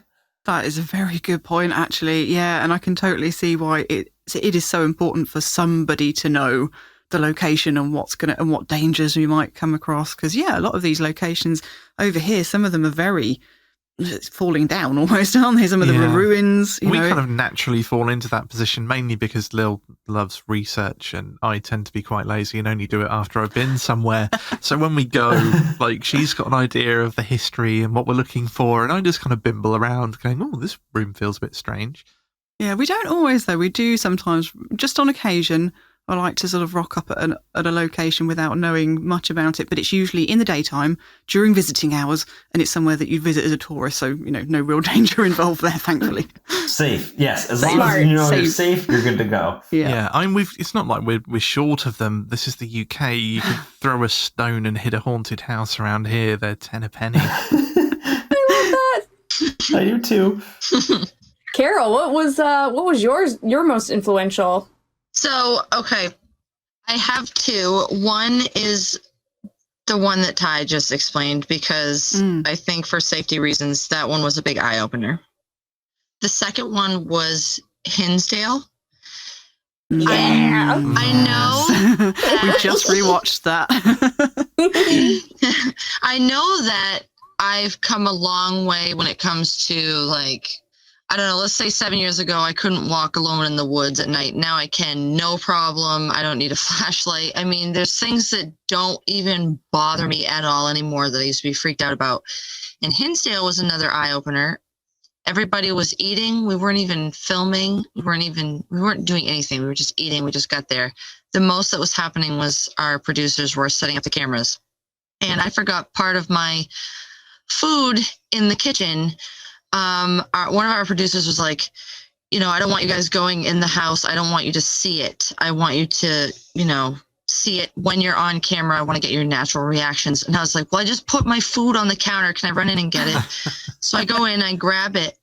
And when I turned around, I was walking out and I felt something rush me from behind. It felt like it was 20 feet tall. I can't even describe what I saw in my mind, but I'm telling you, something rushed me and I ran. And I'm like, oh my God, I just ran. I just actually ran out of the house. Yeah. So it was another eye-opener. Like coming outside and Carol comes outside and she's like, this just happened to me, and Ty, you'll never understand it. You won't get what just happened to me. And she's all flustered. It's interesting that you say that you felt it was like 20 feet tall, because something we've noticed about a lot of the things that we've seen is that they don't seem to be the right size. They might be human-shaped, but they're out of proportion. But they're either too small or too tall. They're really gangly and thin, or short and squat. Or sometimes they even seem to be going too fast. Yeah. Like they've just got warped somehow. Have you noticed this at all? I've definitely noticed that, and I always go back and forth in my brain, like, is it just the way their energy portrays, like they don't even mean to come out this way, or is it an intimidation thing? I don't know. Yeah, I've always wondered whether it's just the way they perceive themselves. Like for the tall ones, you do tend to have a habit of thinking that you're perhaps taller than you actually are. Exactly. And other people that, not necessarily as confident perhaps, and the little squat ones tend to be the sort of skittery fast ones. And it makes me wonder whether they're just like, oh, don't see me, I'm just trying to keep out of the way. So it's like a self-perception thing. Right. Yeah, I mean, if you think about, there are all these theories that you, like, as a person, as an investigator, influence the area around you that you're investigating. Mm-hmm. So I guess in a way, it wouldn't surprise me that if something was haunting an area, it would also influence the area that it's haunting in the way that, however it's feeling that day, if it's feeling feisty and wants to be 20 feet tall because it's, yet again, somebody's walking through its house. Yeah. It would show itself that way. Absolutely. Yeah, that makes sense. And what about you, Anna? I honestly, I think my first go-to would be Hinsdale as well. I think probably for... Yeah, we know, Anna. We've had this discussion before. It's got its hook in her. Go back! So for that particular episode, I was behind the camera, and it was very interesting for me because I was having the time of my life that weekend. Like, I was happy as a clam. And everybody was going through all of these experiences and having these things happen. And I, like, there was nothing could touch me that day. And it really reflected in that way during the investigation. Like, a lot of our camera crew were affected by that location. And I could have gone forever just filming there, which is very unusual for me because I'm usually falling asleep at the camera by like 10:30. So I can sympathize. Yeah, it's just that's the way it is. So it was really interesting as someone who typically, who walks into the dark and is automatically scared, to kind of go into a building where there's clearly so much activity and have exactly zero problem being surrounded by it. So it's kind of like Hinsdale leaves a survivor. Hi, it me. But yeah, I think that in the GRCC, just because we've had so many experiences, and I think I've been so afraid in that building. Yeah, while we're here, why don't we tell them about that story about your first time to the GRCC with me? Okay. What story? Pray tell. So this was actually Ty and I had only hung out once at this point, and we were I was like, basically, okay, dude, now you're going to be my best friend because this is the way it's going to go. Social skills 101. And he was like, all right, let's have a game night. I was like, great. So me and my husband we were planning on having a game night with him and our director, Nick. And he texted me. He's like, change of plans. We're actually going to go scout this location. Do you want to go? It's like, heck yeah, I want to go. Turns out it was the GRCC. So it's the first time that we're there, and we're with a couple other people, and we were sitting in. Oh yeah, okay, I know what you're talking about now, Ty. There are two moments. I felt you click in. So we're sitting in the gym, and there's the catwalk above us, and we're shooting out some questions, whatever, and all of a sudden you hear click, click, click, but like right above us, and it sounded like footsteps, and I jumped into Ty's lap. Like, I do not know this person, do not know him at all, and I am in his lap. I don't even know where Johnny was at that point. He was probably halfway across the room, and I'm just like, I can't do this. You did a Scooby-Doo. Yeah. It was totally Scooby-Doo. And it's funny because it's like the GRCC was like penned to us as like, oh, it's a pretty active place. You guys should kind of come check it out. Didn't know it was going to be like one of our biggest mysteries, like from then on out. So I, invited this new friend along because she seemed interested, and it might be a good place to get her feet wet with a little bit of light activity.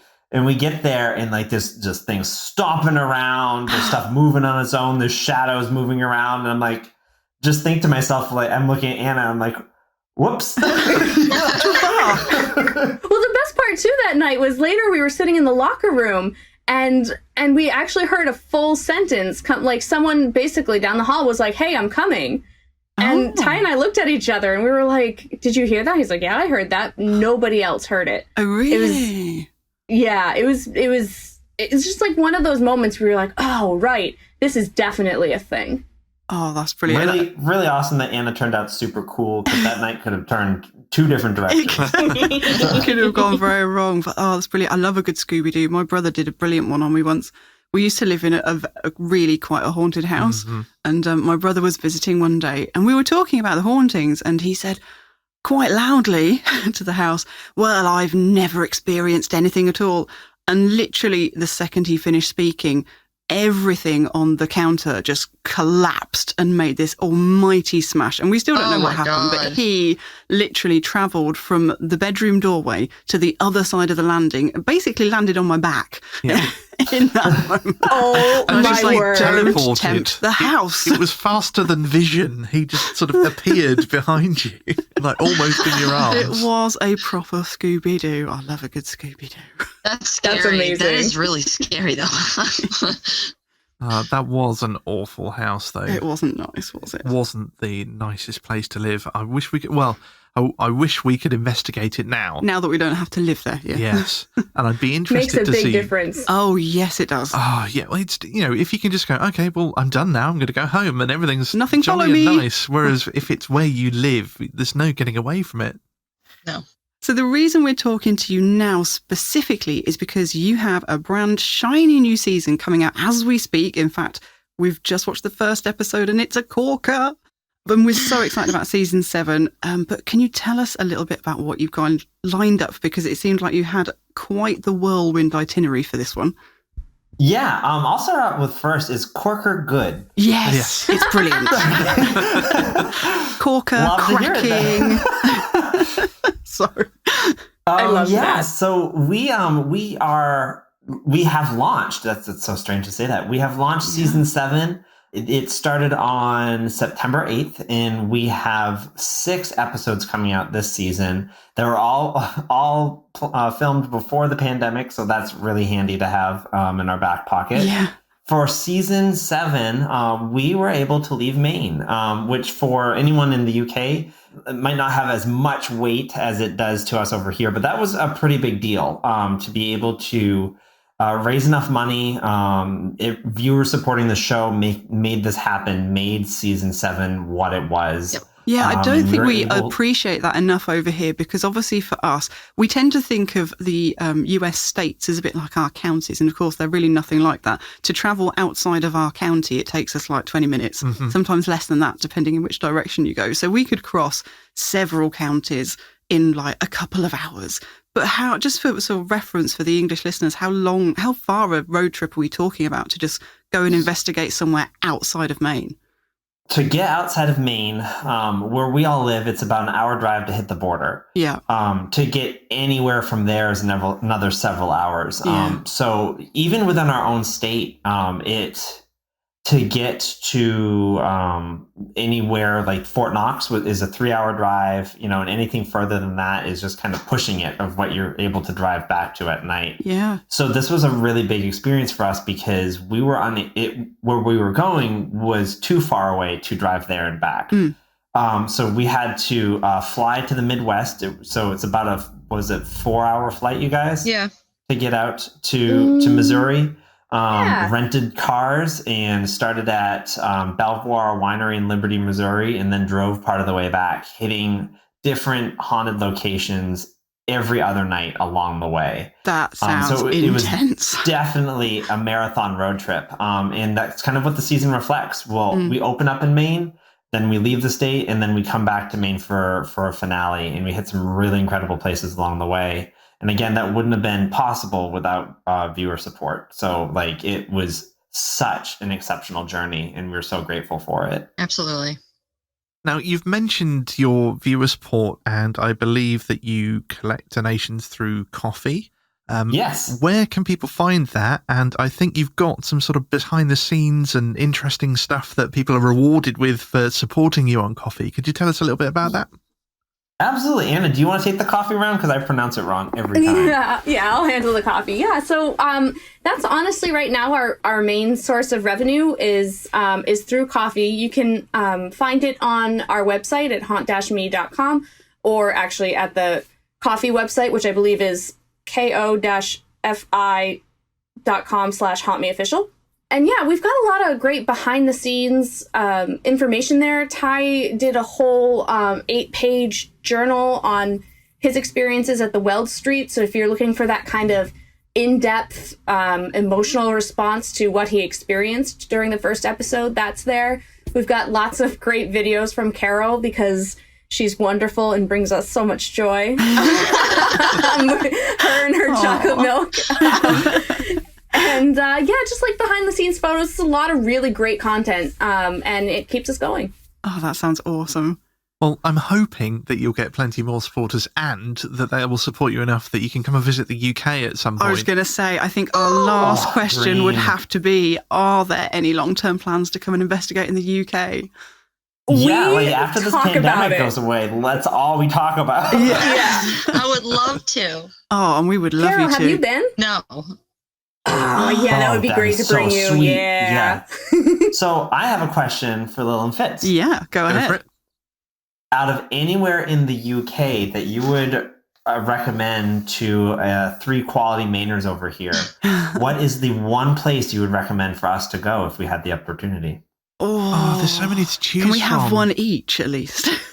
Yes, sir. I'll give you one. The one each sounds good. It doesn't need to be a famous place. It's better if it's not. Okay, well, my one would have to be Chillingham Castle in Northumberland, because I am desperate to go there and investigate. It's the place that I had nothing really happened when I visited there, which sounds really boring, but it was a bit like Ty's sort of origin story. It was one of those where it's not a story where you're going to get flying plates and banshees and goodness knows what, but I visited there as a teenager and it just terrified me. Something about the place just terrified me. My whole family was affected because this was on a family holiday. we were all on edge and nervous and like waiting for something to happen. And we didn't really know why. It was such an odd place. There was like a torture chamber and it didn't have any of those, the ropes that, normally torture chambers and instruments are coned off. They're roped off. So you can't, no, none of that. No, you could climb into the Iron Maiden if you wanted to. It was all just open. Oh my God. It was the weirdest place. I mean, it was brilliant, but it looked a bit like a jumble sale. Like somebody had spent years and years collecting all this random antique tat, and then they just walked out of the house and opened it to the public. And there are some amazing ghost stories there and some really gruesome history. And it's something that, because I was so young at the time, I just didn't sort of appreciate it on the same level I do now. But it's just one of those places that's always stayed with me. It's kind of the one that got away, and I'm desperate to get back there. And I would love to investigate. It sticks out with me that you said that they collected a bunch of old stuff as well, because you know how that brings its own energy in there. So I'm sure you picked up on that as well. That is a very good point, actually. So it's not just the history of the building and everything that happened there, but they've kind of brought all this collection of, haunted objects, potentially. I like it. See, the first thing that sprang to mind for me was I used to look after vacant buildings for a living. And, you get used to it. And I'm not bothered at all walking around empty buildings in the dark with smashed windows and things. It doesn't bother me at all. But I had one building which terrified me from the moment I went into the door to the moment I left. And I took Lil there once and we sort of got in, walked up a little bit and then bolted out just because it was so oppressive. But there was one point, and I only had an audio recorder at this point, and I'd shown some people around that were interested in buying it, and I was locking up behind them. And I was on the top floor because for some reason it was built into an earth bank so you could walk out at the top floor at the back. So I was locking that door, sort of walking down, and then it was set up like a hotel. So a really long corridor, rooms on either side. It used to be an old people's home. And there was a shadow in one of the doorways. And I thought, oh, right, okay, well, it's just a coat or something on the door. But as I got closer and closer, it suddenly moved and shot off. And I knew I was the only person left in the building, and I had to pass this door to get out. And you just hear me on the recording, I'm like, walk, walk, walk, walk, walk, and then running down the stairs, bolt out the door, and it just gave me the creeps every time. It was so bizarre. It was so funny listening to that recording, though. We listened to it back in the hope that we'd caught some EVPs, but I just couldn't stop myself laughing. Amazing. Just hearing Paul Fitz go, really quality Scooby-Doo moment. Exactly. And I so wish I could go back and investigate it, but it's been demolished now, which is a shame. So I'm going to have to cheat and say somewhere that I'd very much like to go, which is the Edinburgh Vaults. Yeah. I've been sort of seeing people's visits and hearing about them for donkey's years, and it's somewhere that I really, really want to go. So that was actually a street that people lived in, wasn't it? Just in case I don't know whether you've heard of the Edinburgh Vaults, but it used to be an above ground street, I think, and then it was sort of built over the top of it, and all the streets and the houses and that were just left there. And it's notoriously haunted. Yeah, I hadn't even thought of that, but that's definitely high up on the bucket list. Yeah, definitely. Cool. Highly recommend it. And if you go, you can take us with you. We've got room in the van. I want that. I want to go. Yes. Yeah. Oh, well, thank you so much for speaking to us today, guys. I think we're going to wrap it up here. We could keep talking forever, but we'll try not to. Is there anything else that you'd like to share with the listeners about where they can find you or support you before we sign off? Yeah, I'll do the regular plug, you guys, if you're okay with it. Yeah, cool. Works for me. So everyone can find us at www.haunt-me.com. We have all 7 seasons up there available for free for you guys to stream. We recommend that you go easy on season 1, 2, and 3 as we're getting our bearings there, as we talked about earlier. But again, everything's up there for free because we just want people to come on a journey with us and enjoy it. All we ask is that if you find us on YouTube, it's a Haunt Me Official. So youtube.com/hauntmeofficial. Give us a subscribe if you can. Likes on the episodes keep us going too. And again, Anna mentioned the coffee, which is ko-fi.com/hauntmeofficial, and we put all the extra goods in there. If you guys like what you see in the episodes, we got tons more of it locked away behind the scenes because that's what keeps us going at the end of the day and makes the next season possible. And we want to keep you going, and we want you to keep investigating so we can keep watching because we love it. We certainly do. Thank you guys. Thank you so much. Thank you for having us. This type of stuff just also keeps us going because it's so fun to talk with like-minded individuals who can help press your brains a little bit further and make you be better. Exactly. Absolutely. This has been fantastic. Thank you. Carol, Ty, Anna, thank you so much for joining us. We've had a fantastic time, and hopefully we'll catch up with you again in future. Yes, I would love anytime you to. guys want. This was wonderful. Awesome. Thank you so much to Haunt Me for taking the time to speak to us. We do hope you enjoyed that interview as much as we did. And of course, we'll put all the links in the show notes about how you can watch Haunt Me and find the team on the interwebs. And that, I'm afraid, is all we have time for this episode. Thank you to everyone that shared their story, and don't forget that if you've got a story to share, please do get in touch through our website at notonceforyes.com. There you can also find links to all of our social media, so do please join us on those and take a peek at some of the places we've been and have a chat. Thank you again to our patrons, whose support is vital for us to be able to keep producing the show. If you'd like to support the show, please do consider becoming our patron, which you can do by following the links on our website or by visiting patreon.com/KOFY. Thank you also to Ty, Carol and Anna from Haunt Me for taking the time to speak to us. We had a wonderful time, and hopefully one day we'll be able to show them some of our fantastic haunted locations around the UK. Not Once for Yes is produced by my production company Narrative Audio, and if you have a podcast and would like to outsource your editing and post-production, then please do get in touch either through Not Once for Yes or narrativeaudio.com. Discounts are negotiable for anyone negatively affected by that which will not be named. We hope that you will join us again for some more spooky stories and haunted history on the next Not Once for Yes.